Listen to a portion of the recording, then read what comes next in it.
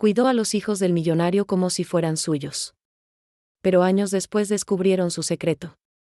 Me llamo Rosa Méndez, tengo 33 años y nací en Guadalajara, México, y antes de empezar quiero solicitar que suscríbete al canal, comparte el video y comenta dónde estás viendo. Dale like al video, esto ayuda a que el canal crezca.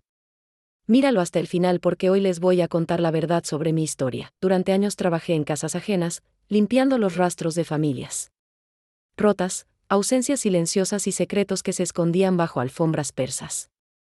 Crecí sabiendo que el mundo era injusto, y aún así, siempre creí en los pequeños actos de dignidad. Cuando llegué a la mansión de los Silveira, no sabía que estaba por cruzar el umbral de una historia que me transformaría. Aquel lugar no era solo una casa grande, era un mausoleo disfrazado de lujo.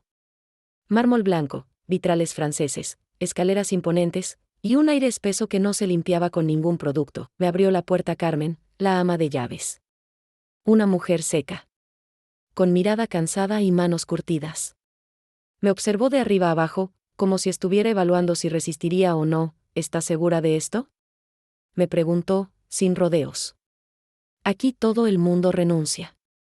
Las niñeras duran una semana. Algunas se van llorando. Yo había oído rumores. Decían que en esa casa pasaban cosas extrañas desde la muerte de la señora Isabela, la esposa del dueño. Que los gemelos no paraban de llorar, que ninguna niñera lograba calmarlos, que el señor Silveira apenas los miraba, pero yo no soy de las que se asustan fácil. Había crecido en barrios donde el llanto de un niño era más constante que el canto de los pájaros, y donde aprendí que los niños no lloran por capricho, lloran por lo que los adultos callan. No vine por miedo, le respondí. Vine a trabajar. Carmen me llevó a la cocina y me ofreció un café. En la mesa había una libreta con horarios, nombres tachados, turnos vacíos. Una hoja tras otra con registros de personas que no habían durado más que un par de días. ¿Qué pasó con todas estas?, pregunté. Algunas decían que los niños estaban malditos. Otras que la casa tenía mala energía. Yo creo que lo que esta casa tiene es tristeza. Y la tristeza, Rosa, se pega. Si no estás fuerte, se te mete en los huesos. Entonces escuché por primera vez ese llanto. Agudo. Doloroso. Como si viniera de lo más profundo del alma. Eran los gemelos. Lloraban como si el mundo estuviera terminando. Ese es Pedro. O quizás Paulo. Ya no los distingo por el llanto. Siempre están así. Todo el día. Toda la noche. Subimos juntas al segundo piso. Cada escalón parecía rechinar como si se quejara de la vida que llevaba la casa. En la habitación de los bebés, el aire olía a leche, talco y desesperación. Los vi allí, en sus cunas. Pequeños, frágiles, con las mejillas húmedas de tanto llorar. Pero cuando me acerqué, noté algo distinto. No lloraban como los demás niños. No era hambre. No era sueño. Era angustia. ¿Quién los cuida?, pregunté. Ahora, nadie. Solo yo cuando puedo. El señor Marcos los evita. Desde que la señora murió, no los ha tocado, y entonces entendí. No era un llanto de capricho. Era un clamor. Un grito por ser vistos. Por ser amados. Pedí permiso para quedarme sola con ellos un rato. Carmen dudó, pero accedió. Cerró la puerta. Me senté en el suelo, entre las dos cunas, y solo los miré. No hice ruido. No intenté callarlos. Solo estuve allí, respirando con ellos, y después de unos minutos, algo cambió. Pedro, o quizá Paulo, dejó de llorar. Me miró, con los ojos hinchados, como si me preguntara en silencio, ¿tú sí me ves? Fue en ese instante que escuché la voz del señor Marcos por primera vez. ¿Qué está haciendo aquí?, su tono era duro, molesto.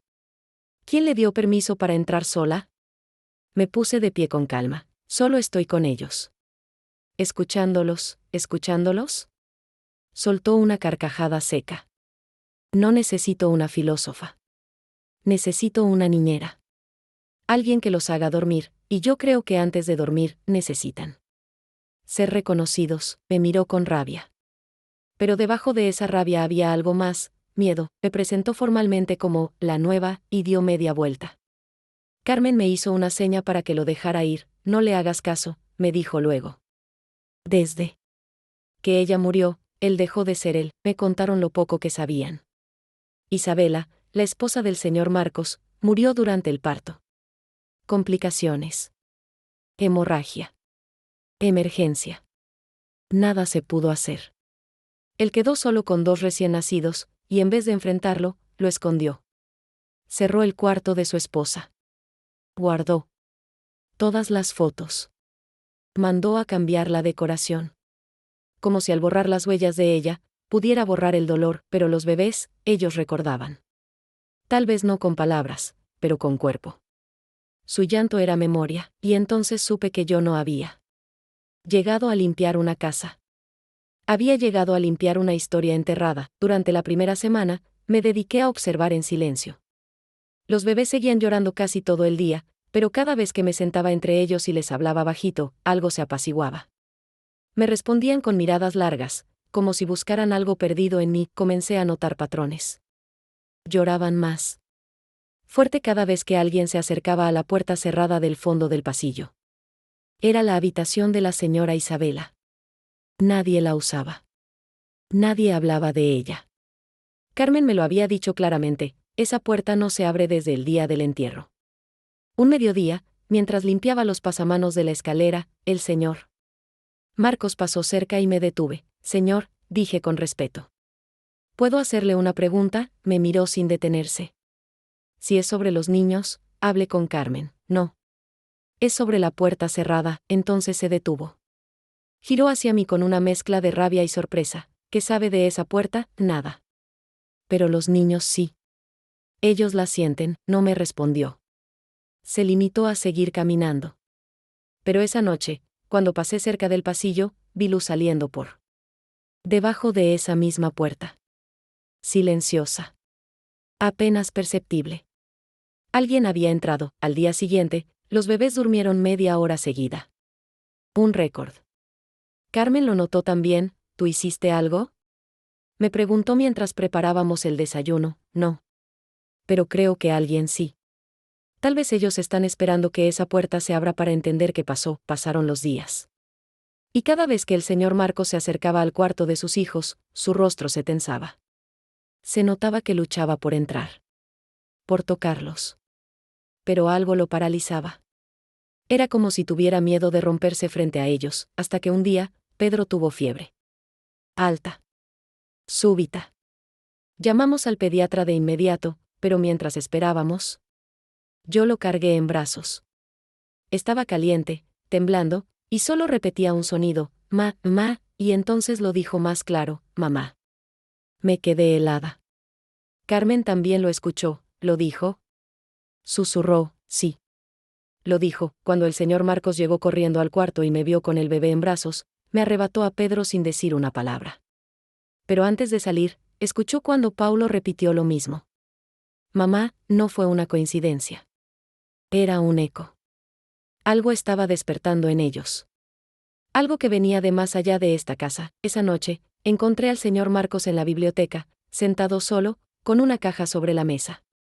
Dentro, había cartas. Fotografías. Un chupón rosado.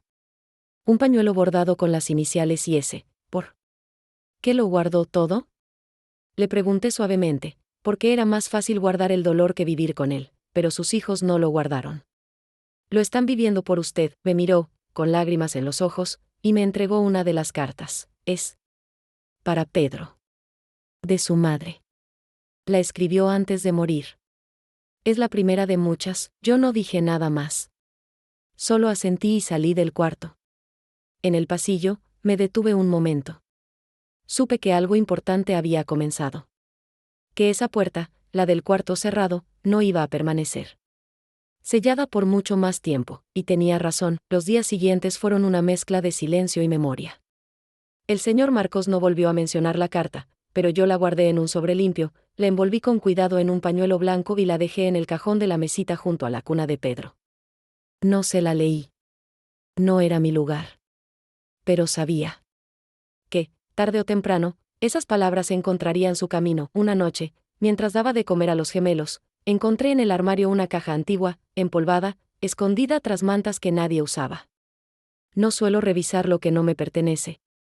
Pero algo en esa caja parecía olvidado, más que escondido, adentro había más cartas. Todas con la misma caligrafía elegante. Todas dirigidas a mis hijos. Fechadas semanas antes del parto. Leí una sola línea, sin querer, al abrir el primero de los sobres, si están. Leyendo esto, significa que no pude sostenerlos en brazos, pero los amé desde antes de saber sus nombres. Lloré. Como si esa mujer me hablara a mí también. Porque yo también sabía lo que era cuidar sin ser madre. Amar sin recibir, guardé todo. Y entendí que debía hacer algo más. No solo limpiar, ni dar biberones, ni bañar a los niños. Tenía que ser un puente entre la ausencia y el presente. Si esos niños iban a crecer sin madre, al menos no debían hacerlo sin memoria. Esa tarde, con cuidado, le pregunté al señor Marcos, ¿puedo leerles las cartas? Él levantó la vista, tenso. ¿Qué cartas? Las de su esposa. Las que dejó para ellos. No pienso leerlas todas. Solo una, en voz alta. Para ver si les trae algo de consuelo. Él no respondió. Solo asintió con los ojos bajos. Esa noche me senté entre las cunas, abrí una carta y leí en voz baja: mi pequeño sol y mi pequeña luna, aún no los he conocido, pero ya los sueño.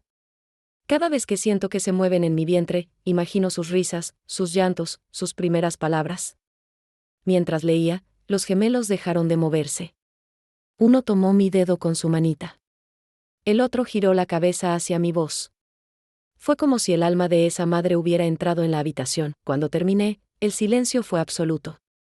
Pero no era él. Mismo silencio vacío de siempre. Era un silencio lleno. Como si por fin algo se hubiese completado. En la mañana siguiente, el señor Marcos me pidió que le leyera una también. Yo le entregué una sin abrir. Se sentó con los niños en brazos por primera vez. Su voz temblaba, pero leyó: no olvidaré esa escena nunca. Yo sé que papá va a cuidarlos bien. Aunque esté roto, él sabrá cómo amarlos. Confíen en él. Porque aunque no esté para verlo, sé que se volverá fuerte por ustedes. Leyó, con la voz quebrada, y lloró, no como un patrón. No como un hombre rico. Lloró como padre. Como viudo. Como alguien que, por fin, se permitía recordar. Después de aquella lectura, algo comenzó a cambiar en la casa. No fue inmediato. Ni dramático, pero era perceptible. El aire ya no pesaba igual. Las paredes, antes frías como un hospital abandonado, parecían susurrar un eco distinto. Carmen fue la primera en notarlo. Me encontró limpiando el salón principal y dijo: el señor puso flores en el jarrón de la entrada. ¿Sabes cuándo fue la última vez que lo hizo? Cuando Isabela vivía, era cierto. Había rosas blancas en el jarrón azul de cristal. Frescas. Vivas. Como si un soplo de ella hubiera regresado con ellas. Me atreví entonces a sugerir algo más: señor Marcos, en el corredor hay un gran espacio vacío. Antes había cuadros. Allí, no, él asintió, sin mirarme. Sí. Isabela los quitó cuando reformó la casa estando embarazada. Dijo que quería hacer un mural con las fotos de la familia cuando nacieran los niños. Nunca alcanzó a hacerlo, y si lo hacemos ahora, guardó silencio. Luego me miró por primera vez indefensa: no sé por qué usted sigue aquí, Rosa. Las demás huyeron. Pero usted habla como si esto fuera suyo, porque cuando se cuida algo con el alma, uno empieza a pertenecer también. Pasaron 2 semanas. Y cada día, los niños dormían más, comían mejor y sonreían. No mucho, pero lo suficiente para saber que algo sanaba. El señor Marcos me trajo una caja. Aquí hay fotos. Del embarazo. De Isabela. De la boda. De la luna de miel. No puedo colgarlas yo. Puede hacerlo usted. Las tomé con cuidado. Cada imagen era un mundo. Allí estaba Isabela con su barriga enorme, riendo mientras se le pintaba una mariposa en el vientre. En otra, ella sostenía un letrero que decía: 2 corazones laten dentro de mí. Esa noche, mientras los niños dormían, colgué las fotos una a una en el pasillo. Usé cinta azul, marcos de madera, luz cálida. Hice el mural que ella había imaginado. No como homenaje, sino como continuación. Al día siguiente, Pedro, o Paulo, se detuvo frente a las fotos cuando lo cargaba para su paseo matutino. Tocó una. La del vientre de su madre. Y sonrió, y su padre, detrás de mí, lloró de nuevo. Esta vez en silencio. Fue entonces cuando me di cuenta de algo profundo: los muertos no desaparecen mientras alguien los recuerde con amor, y en esa casa, por fin, alguien empezaba a recordar. Cierta tarde, mientras ordenaba el armario de la antigua habitación de la señora Isabela, esa que finalmente habíamos abierto para airearla y recuperar su energía, encontré un cuaderno de tapas duras, envuelto en una bufanda color vino. No tenía nombre ni fecha. Solo una mariposa bordada en la esquina inferior. Lo abrí con respeto. No por curiosidad, sino por necesidad. Y allí estaban sus pensamientos. Era un diario. Cada página era una confesión íntima. Isabela escribía sobre sus miedos, sus deseos, sus dudas como madre primeriza, y sobre la sombra que a veces sentía en casa, una sombra que no venía de afuera. A veces, cuando él llega del trabajo, noto que me evita los ojos. Que se encierra más tiempo del normal en su despacho. Sé que me ama, pero algo lo consume. Algo que no entiendo y que no sé si me atreveré a preguntar. Esas palabras me helaron. Había más. Hoy sentí miedo. No por mí. Por los bebés. No sé por qué. Soñé con agua oscura. Con gritos que no venían de mi boca, pero eran míos. Tal vez son solo hormonas. Pero el alma sabe cosas. No pude seguir leyendo. Guardé el diario en el mismo lugar donde lo encontré. Pero esa noche, cuando el señor Marcos me preguntó si podía leer otra carta a los niños, lo miré directo a los ojos y le dije: «Señor, ¿usted cree que lee?» Contaba todo a su esposa. Él se tensó. ¿A qué se refiere? A que ella también tenía miedo. Y tal vez usted nunca lo supo. No respondió. Solo bajó la vista. Y por primera vez, vi en su rostro no solo tristeza, sino culpa. Esa noche, después de acostar a los gemelos, me quedé en la biblioteca, revisando el viejo archivador donde Carmen me dijo que nadie ponía la mano desde que la señora falleció.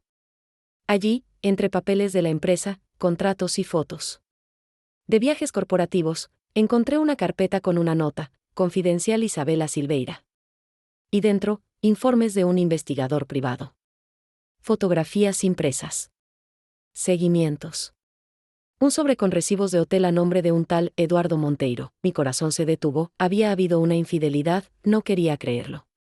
No quería mirar. Pero ya no podía detenerme. Las fotos eran claras. Isabela estaba con otro hombre en al menos 3 ocasiones. No eran abrazos de cortesía.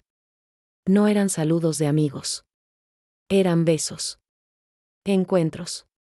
Miradas que hablaban más que cualquier carta. Cerré el sobre con manos temblorosas. Al día siguiente, enfrenté al señor Marcos. Usted sabía, ¿verdad? Él no se hizo el desentendido. No gritó. No negó. Lo supe. Semanas antes del parto. Por eso la enfrenté. Por eso discutimos. Pero no llegamos a resolver nada. La noche en que murió, yo no la había perdonado aún, y ellos tampoco lo saben, dije, señalando al cuarto de los niños. Y no tienen por qué saberlo, sentenció, pero en mi interior, algo me dijo que los secretos guardados en silencio acaban por gritar en otras formas. Y que tal vez, todo ese llanto de los bebés también tenía raíces más hondas que el duelo. El señor Marcos guardó el sobre en su despacho. No volvió a mencionarlo. Pero yo sabía que él estaba ardiendo por dentro. No era solo la muerte de Isabela lo que lo atormentaba. Era la traición. El perdón no concedido. Las palabras que nunca se dijeron. Una noche, mientras preparaba leche tibia para los gemelos, escuché un ruido seco en la biblioteca. Corrí. Lo encontré con el rostro hundido entre las manos, el diario abierto sobre el escritorio, y una copa rota en el suelo. No sé cómo vivir con esto, dijo sin mirarme. Nadie sabe. Solo se intenta. Un día a la vez. ¿Ella los amaba?, preguntó. Como un niño perdido, con todo su ser. Pero también tenía miedo. Y dolor. Tal vez se sintió sola. ¿Y usted también? Se quedó en silencio por largos segundos. Luego me miró. ¿Y qué hago con eso ahora? Lo mismo que hace con las cartas, no las destruye. Las lee. Las entiende. las deja ser, desde ese día, el mural de fotos en el pasillo. Fue creciendo. Añadí imágenes nuevas. Algunas eran de momentos simples, un desayuno familiar, una risa en la cocina, las manos entrelazadas sobre una mesa de madera, pero una tarde, encontré algo más entre las cajas viejas, una grabación, un pequeño reproductor antiguo, con un cassette etiquetado a mano, para cuando no esté. Lo escuché primero sola, por respeto. Era la voz de Isabela. Serena. Dulce. Si estás oyendo esto, significa que ya no estoy. Quise dejar mi voz para que no me olviden. Para que sepas que aún sin mi cuerpo, mi alma está con ustedes. No busquen culpables.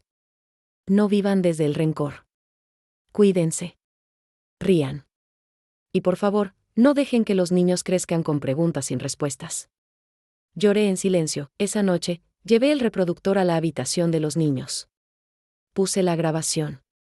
Ellos no entendían las palabras, pero sus rostros, sus caritas, se iluminaron. Como si reconocieran esa voz. Como si algo dentro de ellos supiera, esa es mamá. El señor Marcos escuchaba desde la puerta. No entró. Pero sus labios se movían como si quisiera hablarle a la grabación. Como si, por fin, pudiera decir aquello que guardó por tanto tiempo. Después de eso, me pidió algo que no esperaba. ¿Puede quedarse a vivir aquí, Rosa? Me tomó por sorpresa. Dudé. No por miedo, sino porque eso implicaba una entrega que iba más allá del trabajo. Y si los niños crecen y me dejan de necesitar, entonces será porque hicimos bien nuestro trabajo. Pero mientras tanto, usted ya es parte de esta familia, aunque no lleve nuestro apellido, acepté, y esa noche, por primera vez, no dormí en el cuarto de servicio. Dormí en el cuarto contiguo al de los gemelos. Donde antes dormía la nana de la señora Isabela, donde ahora dormía alguien que ya no solo cuidaba, sino que también sanaba. Pasaron los meses. Las estaciones cambiaron. Los gemelos dijeron sus primeras palabras. Fue un sonido indistinto, pero ambos los dijeron mientras jugaban en la alfombra del salón. Mamá, no lo dijeron mirándome a mí. Ni a nadie. Solo lo pronunciaron al aire. Como si el eco de su madre aún viviera en las paredes. Pero cuando lo oí, sentí un nudo en la garganta. Porque aunque yo no era su madre, había estado allí para cada fiebre, cada noche en vela, cada lágrima. Una tarde, en el jardín, Pedro tropezó y se hizo una herida leve. Corrió hacia mí con los bracitos abiertos. Llorando. Lo abracé, limpié la sangre, le di un beso en la frente. Fue entonces cuando el señor Marcos apareció en la puerta, con un gesto que no olvidaré jamás. Era mezcla de gratitud y celos. Después, en la cocina, me dijo en voz baja, ellos la ven como su madre, yo no los he confundido nunca. Saben que no lo soy, pero la aman como si lo fuera. Y a veces, yo también me confundo. Me quedé quieta. Sentí un peso extraño. Como si algo estuviera a punto de cambiar, y yo no supiera si era para bien. ¿Qué quiere decir con eso? Señor, que desde que usted llegó, esta casa respira de nuevo. Que sin usted, yo habría colapsado. Que no sé si estoy empezando a verla de otra manera. Tuve que detenerlo con la mirada. No me diga eso. No lo diga. No ahora. No mientras aún haya fantasmas entre estas paredes. Y él entendió. Bajó la vista. Se disculpó. Después de ese día, mantuvimos una distancia cordial. Pero la atmósfera ya no era la misma. Había una tensión suave, como una cuerda entre dos puntos que no saben si acercarse más o soltarse. Yo seguía cuidando de los niños. Seguía leyendo cartas. Seguía agregando fotos al mural. Pero en mi pecho, algo se removía. Una noche, encontré una carta nueva. Estaba entre las páginas del diario de Isabela. No estaba dirigida a los niños, ni al esposo. Estaba dirigida a quien cuide de mis hijos si yo falto. Temblando, la abrí. Sé que no sé quién eres. Pero si estás leyendo esto, entonces eres tú quien estará allí cuando mis hijos tengan fiebre. Cuando digan sus primeras palabras. Cuando tengan miedo en la noche. Gracias. No te conozco, pero ya te quiero. Porque cuidar de ellos, es cuidarme a mí. Lloré. Porque entendí que ella, de alguna forma, me había elegido. No por nombre. No por contrato, sino por fe y por primera vez, me sentí no como empleada, sino como guardiana. Con el tiempo, la casa empezó a cambiar no solo por dentro, sino también por fuera. Las paredes se pintaron de nuevo. Las persianas se abrieron más a menudo. Se volvió común escuchar música suave por las mañanas, y risas por las tardes. Fue Carmen, la cocinera, quien lo dijo primero: esta casa volvió a tener alma, y sí, yo también lo sentía. Pero había algo que me inquietaba. Un día, mientras jugaba con los niños en el jardín, uno de ellos me llamó mamá. No fue intencional. Fue un reflejo. Luego se corrigió, balbuceando, Rosa. Pero el golpe ya estaba dado, esa noche, cuando el señor Marcos regresó. Pedro, o Paulo, corrió hacia él y gritó: papá. Hoy mamá me salvó de una abeja. Él se congeló. Me miró. Yo no dije nada. Él tampoco. Pero el silencio lo dijo todo. Más tarde, me pidió una conversación. En la biblioteca. No quiero que mis hijos se confundan, dijo. Yo tampoco. Pero no puedo controlar lo que ellos sienten, tampoco yo. Pero necesito saber si usted se está encariñando demasiado. Me dolió. No por la pregunta, sino por lo injusto. Señor Marcos, esos niños me cambiaron la vida. Pero nunca intenté ocupar un lugar que no es mío. Ellos me dan su cariño, sí. Pero yo siempre hablo de su madre. Les leo sus cartas. Les muestro sus fotos. No los alejo de ella. Al contrario, los acerco. Él se quedó callado. Luego susurró: lo sé. Y es precisamente eso lo que más me duele. Salí de la biblioteca con el corazón en pedazos. Esa noche, dormí con lágrimas en la almohada. No por mí. Por ellos. Porque sabía que crecer en medio de ese equilibrio frágil no era justo. Porque la línea entre cuidar y reemplazar es tan delgada que a veces se rompe sin querer. Al día siguiente, dejé una carta sobre la mesa del señor Marcos. No me voy. Pero necesito que usted entienda que no soy un parche. No vine a ocupar un espacio vacío. Vine a sostener lo que quedó. Si alguna vez siente que mi presencia hiere más de lo que sana, solo dígalo. Me iré en silencio. Pero mientras no lo haga, seguiré aquí. No por usted. Por ellos. No respondió la carta, pero esa noche, mientras leía otra de las cartas de Isabela a los niños, lo vi en la puerta. Llorando. Como siempre. Pero esta vez, no solo por lo perdido, sino también por lo que estaba aprendiendo a valorar, y cuando terminó la lectura, se acercó.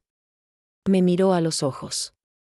Y susurró: gracias por no irse. Después de aquella noche, algo invisible pero esencial cambió entre el señor Marcos y yo. No volvimos a hablar de sentimientos, ni de límites, ni de confusiones. Pero había una especie de respeto tácito. Una conciencia de que estábamos haciendo algo más importante que sanar nuestras propias heridas. Estábamos criando vidas. Los gemelos crecían rápido. Empezaban a preguntar más.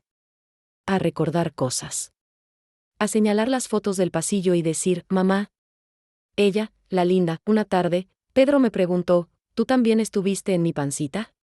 Me reí con ternura: no, mi amor. Esa fue tu mamá Isabela.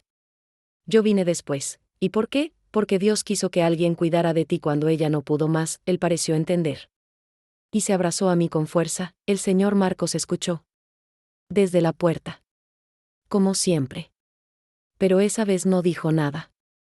Solo se quedó allí, con los ojos brillantes. Con el paso de los meses, empecé a recibir cartas de mi hermana. Vivía en otra ciudad, con sus propios hijos, y me preguntaba si algún día volvería. Me hablaba de sobrinos que no conocía, de cumpleaños perdidos, de la vida que me había dejado atrás. Por primera vez en años, dudé: ¿estaba bien seguir allí? ¿Era justo? Un día, lo hablé con el señor Marcos. En la cocina. Como quien deja caer una verdad caliente sobre la mesa, recibí una carta. De mi hermana. Dice que me extraña. Que me necesita. Él bajó la cabeza. ¿Va a irse? No lo sé. A veces siento que aquí ya cumplí lo que debía. Otras, siento que aún hay camino por recorrer. Si decide irse, lo entenderé. Pero no. Lo aceptaré con facilidad. Me conmovió su honestidad. No sé si soy imprescindible, señor Marcos. Pero sí sé que dejé de ser solo una empleada hace mucho. Usted nunca fue solo eso, dijo con firmeza. Esa noche, escribí mi propia carta. A mi hermana. Le conté todo. No oculté nada. Le dije que vivía con niños que no eran míos, pero que me sentía madre. Que cuidaba de una casa que no era mía, pero que me sentía parte. Y que no podía prometerle cuándo volvería. ¿Por qué? El amor también se construye en silencio, en lo que nadie ve, en lo que no se firma. Unos días después, recibí la respuesta. Querida Rosa, ahora entiendo. Te perdono por no estar. Porque en realidad, sí estás. Estás donde más te necesitan. Y eso, también es familia. Lloré. Pero esta vez, no de tristeza. Sino de alivio, había elegido. Y, por primera vez, me sentía elegida también. Los años pasaron como brisa. Suaves, lentos, pero firmes. Pedro y Paulo ya corrían por la casa, sabían leer, escribir, preguntar y discutir. Tenían opiniones. Tenían carácter. Y cada vez que decían, Rosa, yo sentía que no era solo un nombre. Era un lugar. Una certeza. Un día, en la escuela, uno de sus compañeros les preguntó, ¿ella es su abuela? Pedro respondió con naturalidad, no. Es más. Es Rosa, y eso bastó. Yo ya no me sentía extraña en esa casa. Mi ropa ocupaba su sitio. Mi taza tenía nombre. Mis manos eran las primeras que los niños buscaban cuando tenían pesadillas, y la última que soltaban al dormir. El señor Marcos, aunque distante, compartía conmigo algo más profundo que palabras, la complicidad de los que sobreviven juntos, pero como todo en la vida, hubo un día en que el pasado volvió a llamar. Una mujer apareció en la puerta. Morena, elegante, de unos 30 y tantos años. Dijo ser la media hermana de Isabela. Había estado fuera del país. Se enteró de su muerte tarde. Y quería conocer a los niños. Y ver la casa, me incomodó. No por celos. Sino por intuición. El señor Marcos la recibió con cautela. Pero accedió. Ella caminó por los pasillos como si le pertenecieran. Se detuvo frente al mural de fotos. Tocó una. Preguntó con voz inocente, ¿y esta mujer? ¿Quién es? Soy yo, dije con calma. Ah, pensé que era alguien de la familia. Lo soy, respondí sin temblar. La mujer se incomodó. El señor Marcos la observó. Y por primera vez, dijo algo que me hizo temblar. Rosa es quien sostuvo todo cuando se vino abajo. Sin ella, esta casa no estaría de pie. Ni yo. Hubo un silencio. Y luego ella sonrió con esos dientes que no llegan a los ojos. Bueno, supongo que todos necesitamos un ángel doméstico en nuestras vidas, no respondí. No porque no pudiera. Sino porque no necesitaba. Ya no esa noche, mientras los niños dormían, el señor Marcos se sentó frente a mí. Me ofreció una taza de té. Como hacía años no hacía. He pensado